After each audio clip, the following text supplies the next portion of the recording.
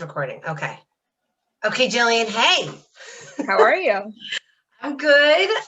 Thanks for giving me some time today. I wanted to hop on. This is going to be the very first. I'm probably going to make a lot of errors on this, but I wanted to get you. I wanted to get you on video.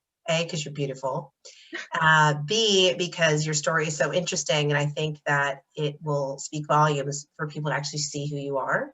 So if you could just, Secrets of Lemons is all about sharing and advocating for hidden disabilities or illnesses. And so obviously looking at you, you look like there's nothing going on there. So fully if you could functioning, right? Yeah, right. So tell me briefly your story. What's your lemon?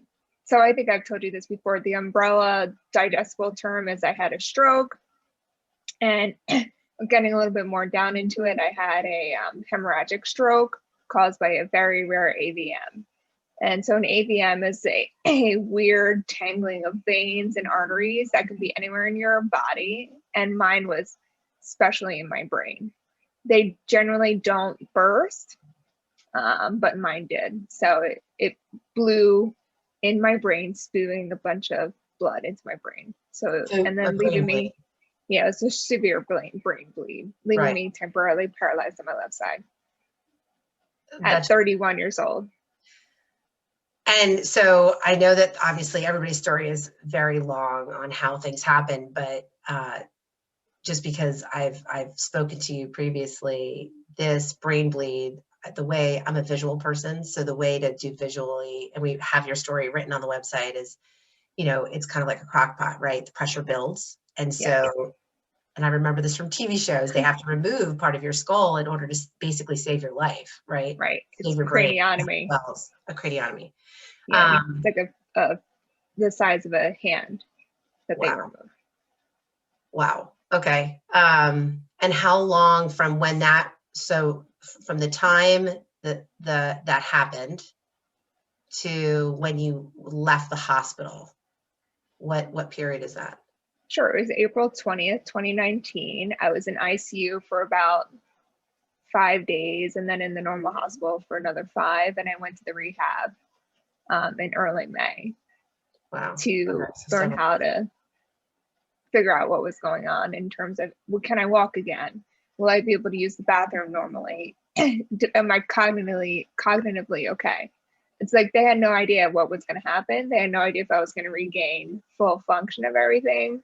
They didn't know if I was going to have any permanent disabilities at that point. So that's what you had to figure out and play around with that rehab. So what did you know how to do? Did you know how to swallow? I had to learn how to swallow and do some speaking exercises. In ICU, they had because your muscles are so weak on your left side, that they had to put in a tube to suck out all of the liquid that was seeping into my lungs, because you just take it for granted that your body just naturally does it, but it didn't have the strength to keep the water out of my lungs. Oh my gosh. So how do you, so obviously intensive PT, intensive help from so many teams, medical teams, to get you, I mean, looking at you today, you don't see that at all, right? I mean, it's kind of crazy, but I know since I heard about your story when it happened, obviously it's been what, almost a little under 2 years. Yeah, under 2, it'll be 2 years in April, right? April. Mm-hmm. And we're in February now. So, what has this journey been like? How, looking back now, I mean, obviously it's with any diagnosis. I remember being diagnosed with Crohn's, and it's like when you're diagnosed, usually you're in a flare and things are awful, and you're just like literally trying to keep your head above water, right? So you're literally trying to stay alive, right? Trying to keep your head above water. Especially I felt that way after my surgery. I just wanted to make through each day. Right. Looking back now, when you get to your new normal, right?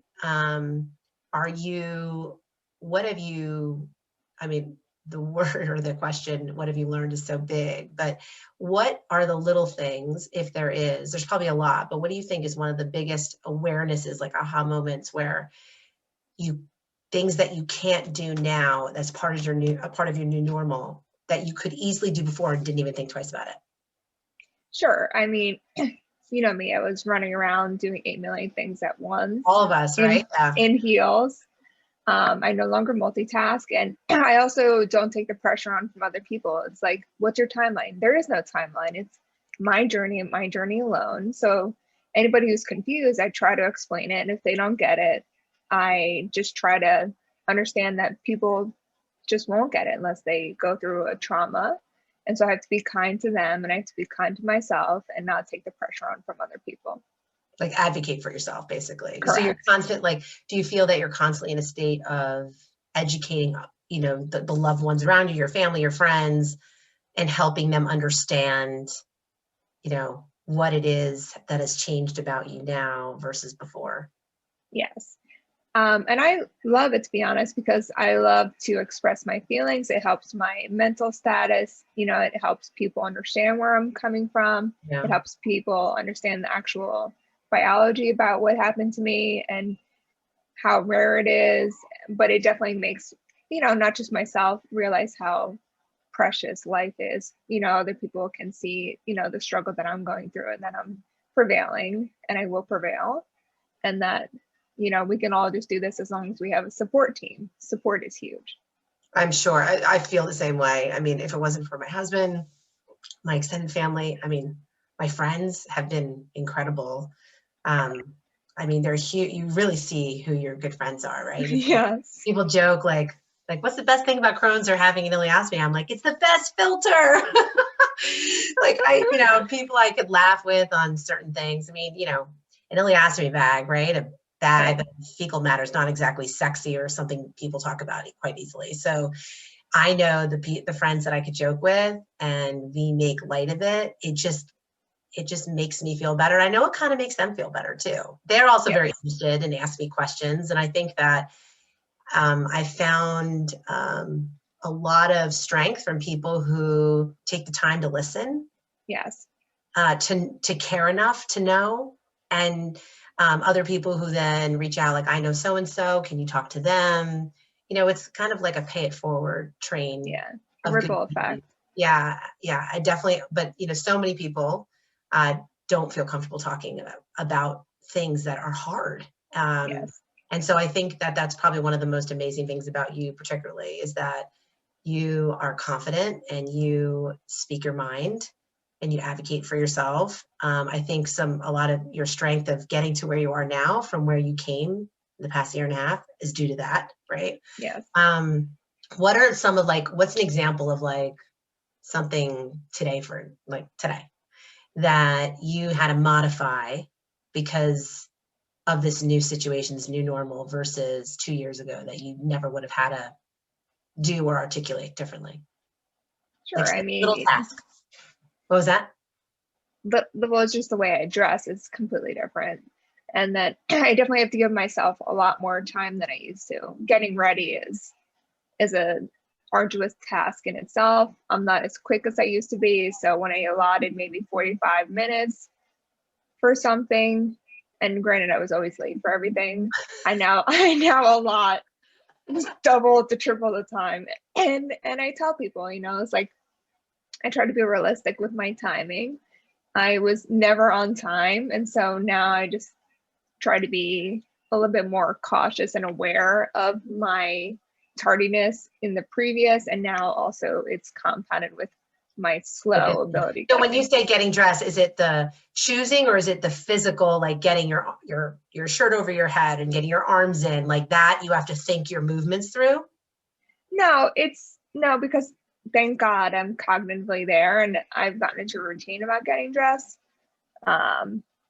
It's just the different types of clothes that I have to wear and, you know, different, like my knee brace, my leg brace, my ankle brace, you know, just all kind of goes into a system.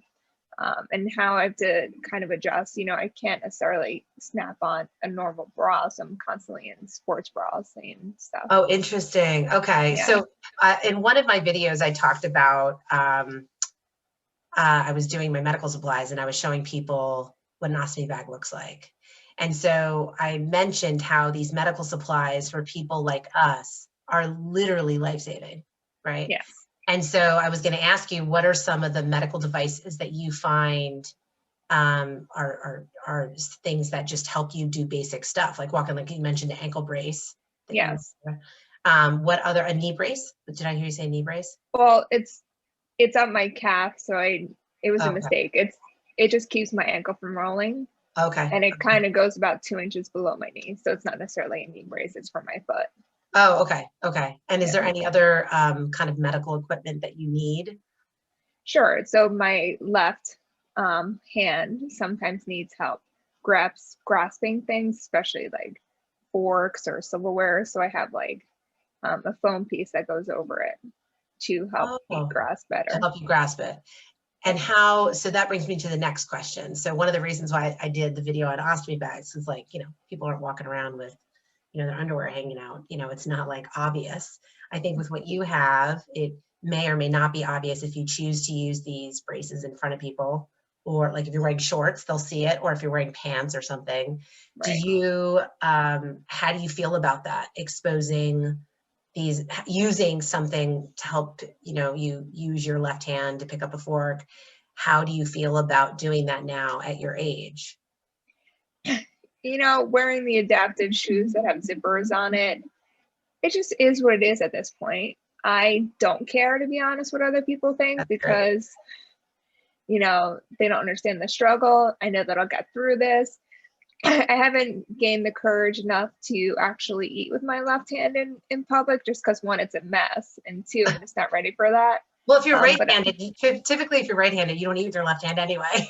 Exactly. Yeah, you lucked out on that. Yeah. I know I did, because this is my dominant hand. I can't imagine if the people who lose their dominant side. But I'm working on it in hidden areas. With my eating, I use my left hand, just because if you don't use it, you lose it. And that's a phrase that they use with stroke recovery. I'm like, I hate it, but it's so true. Well, I think that's the same thing with working out, or building muscle. For me, I lose muscle mass really quick, and I didn't have muscle mass for so long, and so I have some bone density issues so it's really important for me to do weight bearing exercises. And it really is hard. I know. It is hard. I am so weak. When I work with someone, they kind of look at me. I'm like, I can't lift that. Someone my age should be easily able to lift certain, size weights, and I can't do it. But you have to try, Yes, you have to try. You have to have that little voice in you. Do it, even if you fail and it hurts. You got to try, right? Right. Yeah, I think that I could see that being a really hard task, particularly over the past year and a half for you. Right. What keeps you motivated, though? That I'm so young. I have so much to do in my life. When I was driving cross country at 30, right before this happened, I was like, wow, my life has been so amazing. I've traveled 4 continents out of the 7. I've done so much. I was like, if I died tomorrow, I would be totally fine. And then I almost, I died before I died. Now I just want to live and do so much. There's so much I want to accomplish. I want to give back. I want to have a family. I just want to be successful in whatever I do. I want just all. So you're inspired by sounds like by just living. Yes, by being alive. I get super excited. It's like my new superpower. That's really cool. That's really awesome. Is there certain things that you do that keep you, like, we all have down days. I listened to Cyndi Lauper yesterday to try to get in a better mood. Prince also. Is there anything, like, music for me is a big, like, trigger to make me get, energy. Is there something that you do that helps you stay motivated on those days when you are really tired? Sure. Yes. I mean, I also have, a serious playlist of like 90s rock, unfortunate. There's a lot of rap in there too. But it's just like, when I feel down, I just look in the mirror. I'm like, we just gotta keep going. I usually maybe call a friend. I cry a lot, and then they're like, but if there is any way that I can do it, it's you. And I'm like, damn right.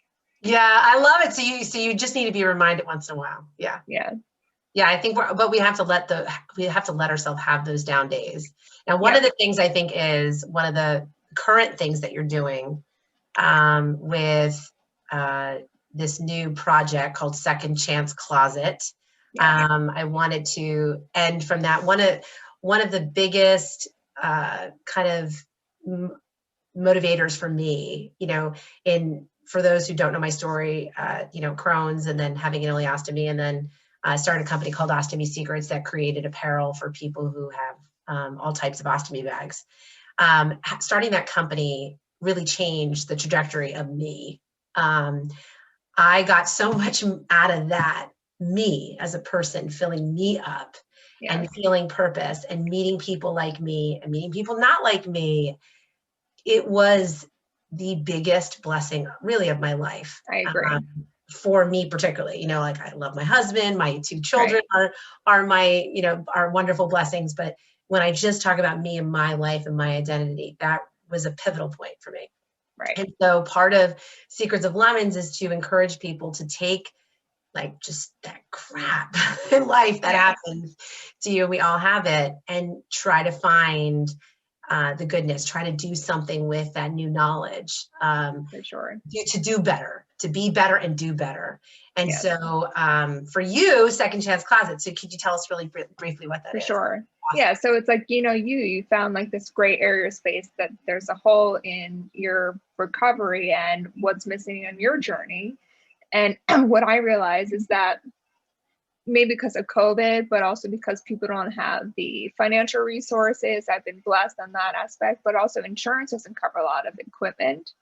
I found that I had to be resourceful about looking on YouTube for therapy. I've teamed up with a bunch of therapists.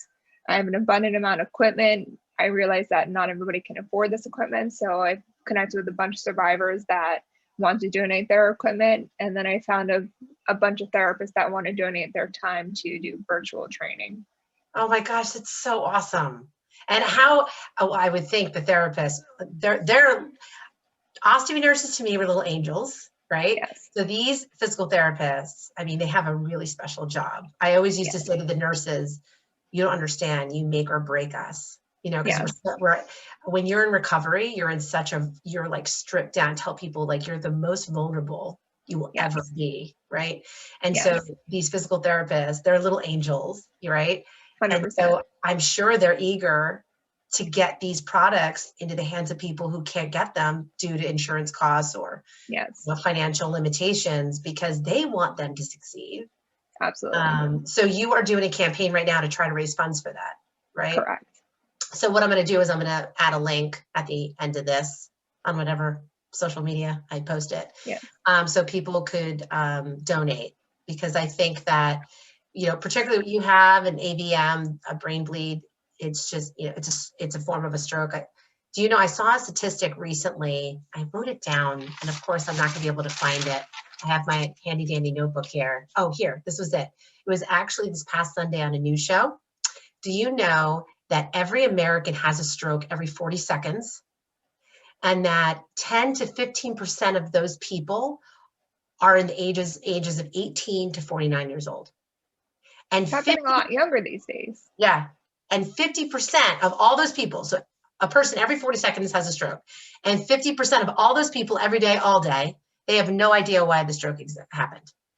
Yep. So when I heard that this past Sunday, I was like, pause it, rewind it. I mean, thank God for these, fancy cable. Yeah, DVR. Yeah. Did I hear that right? So think about all those people. Obviously, a stroke can be a spectrum, just like Crohn's, anything can be a spectrum.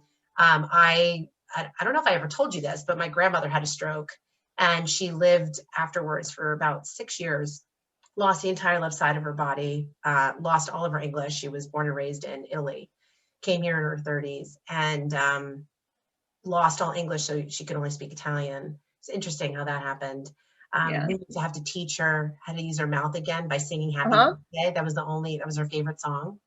But watching her go through what she did and all the equipment that she needed, and the spark in her eye when she was able to do the most minimal thing. Yes, I know, like brushing my teeth. I'm like, woo! Yeah, yeah. So I think what you're doing is great. So I definitely want to pass that on to more people, and hopefully I will be able to post this on several types of media. If I can't, we're going to do this again if you don't mind. I can't wait. because I think it's really great. Gillian, you're amazing. I hope to talk more with you. I'm hoping that when people see this, I would love to get some messages and some questions. So maybe we could even do a live format on Instagram and Facebook. I love it. So I love you, dear. You're awesome. I love you so much. You're my inspiration. Oh, thank you. Same here. Love you. Bye.